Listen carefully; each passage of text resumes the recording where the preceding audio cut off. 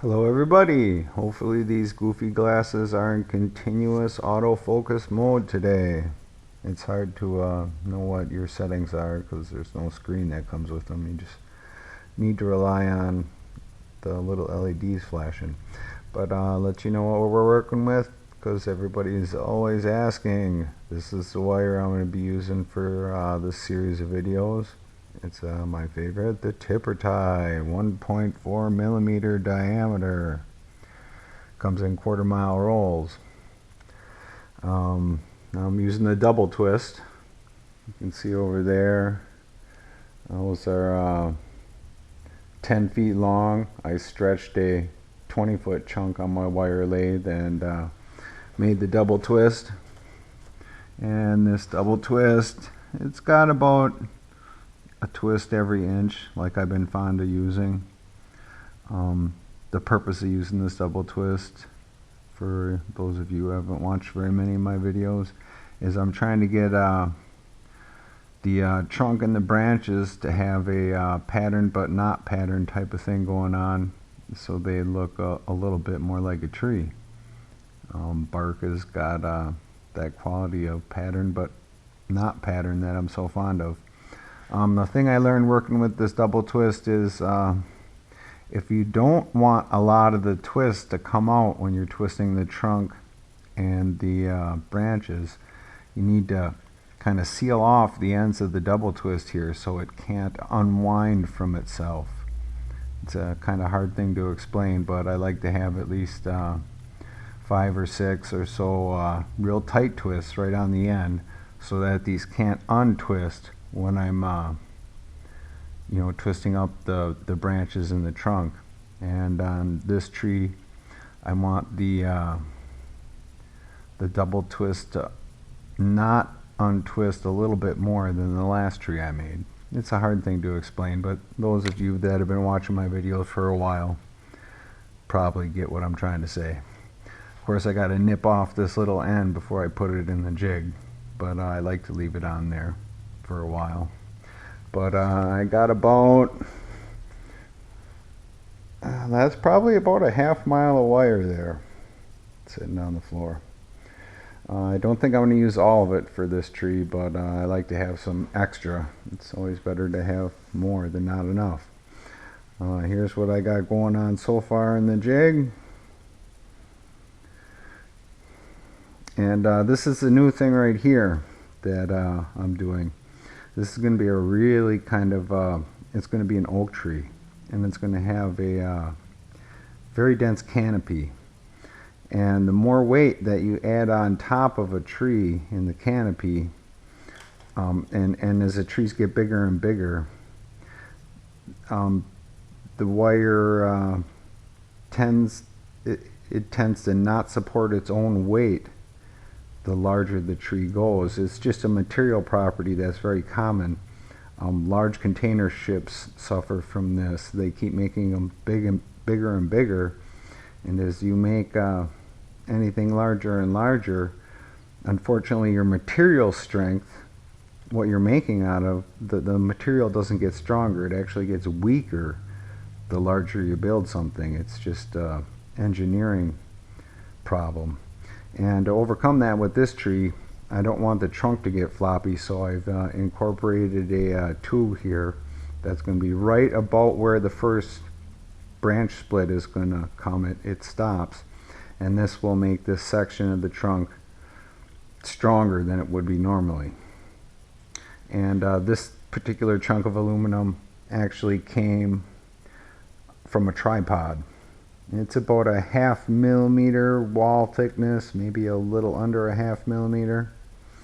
And I got some wrap down here at the bottom because when I make the roots, I'm going to stress this part of this tube out a lot. It's going to want to peel apart a little bit, and the tube probably isn't quite strong enough to withstand that, so I took some of that plastic wrap that I made and wrapped it up tight there. That'll make it a little bit stronger down here on the bottom. And because I'm doing an oak tree, I'm going to need to add in many strands to get as many leaves as I want in the canopy. It's just a math thing. If I just load up my jig here with the wire, I won't have enough strands to make all the leaves that I want to make. And I've learned that if you're going to add in strands to a tree, the sooner you can add in the strands on the tree, the better. Because if you add all the strands in at the top of the tree, it makes the tree weaker. I mean, I'm trying to, build trees that are beautiful, but I'm also trying to build sculptures that will stand this test of time. I mean, I spend hundreds of hours on these. If I can make them so that they'll last a few thousand years, why not? And I added in a bunch of strands right here. You'll notice here that the wires coming out of the jig at the bottom do not equal the amount of wires that are coming out the top here. You can see when I pinch them together, there's quite a few more strands up here than there is down there. I think it's probably about 12 to 15 strands are added in right here. So the added in strands do not go all the way through the jig. And how I did that, if I can just slide this up a little bit and show you how I did that. Maybe you can even see in there, there's right there, if this thing is focusing, I can't tell, hopefully it is. You can see that there's one bunch of the double twist right there. It's really hard to see. You can even see the little bit of spectra fiber I used to pull it through the jig. And oh boy, it's going to be hard to see this. But you can see right there, there's a chunk of spectra fiber. And the way I did this was, I took a loop, and I should probably show you what I'm using. This is my other favorite thing to use while I'm making trees.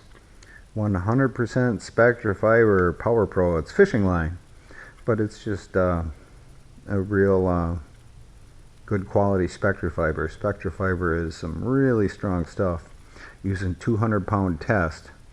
So it's basically a 200-pound test thread. The only thing this stuff can't withstand is heat. It's fairly abrasion resistant. It's really hard to cut.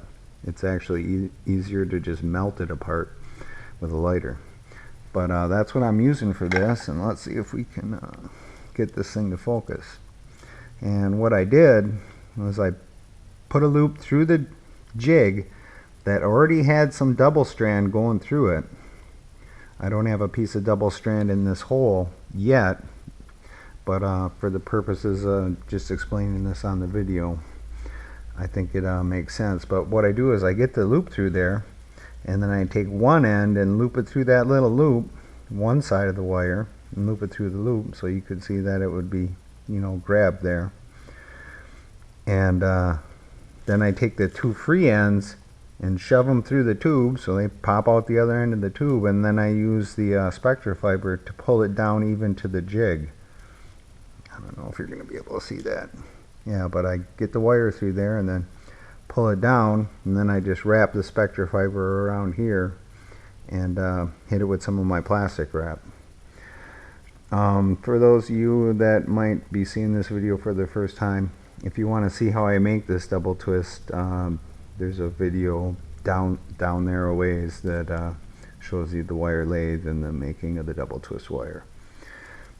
But I've got all the extra strands added in there that I'm going to add. Just basically fills this tube, and the reason why you want this tube filled as much as you can is if you want to bend it later doing the cold forging, pound with my pounder that you can see in other videos, you can get a slight bend in this tube by doing that, but the tube will collapse if it doesn't have enough strands in it. And you can see I'm loading up my row of strands that are going to go outside the tube here, so I'm going to go ahead and load it up all the way around, and then I'm going to get a twist going on it, and then add in another layer probably and get a twist going on that, and then I will do my first branch split up here. And for this tree, I guess I'm going to call it the large oak series of videos, because we're going to show you how I really add in a lot of strands to get a full canopy on this one. So I'm going to go ahead and just load up the rest of the jig here.